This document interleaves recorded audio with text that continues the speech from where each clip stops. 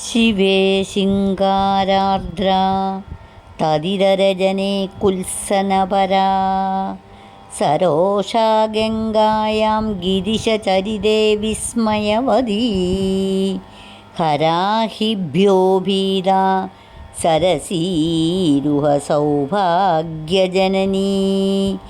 സഖീഷു സ്മേരാദേ മയി ജനനി ദൃഷ്ടിസകരുണം. സൗന്ദര്യലഹരി ശ്ലോകം 51. ഹരി ഓം.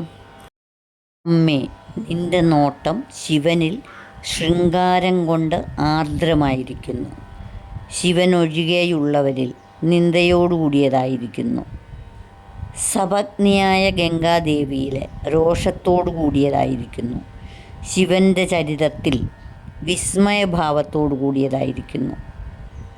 ശിവൻ്റെ ആഭരണങ്ങളായ പാമ്പുകളോട് ഭയമുള്ളതായിരിക്കുന്നു. ചെന്താമരപ്പൂവിൻ്റെ അഴകിന് സൗന്ദര്യം, അതായത് ഉത്സാഹം ജനിപ്പിക്കുന്നു. തോഴിമാരിൽ പുഞ്ചിരിക്കുന്ന ഭാവത്തോടു കൂടിയതായിരിക്കുന്നു. എന്നിൽ കാരുണ്യത്തോടു കൂടിയതും ആയിരിക്കുന്നു.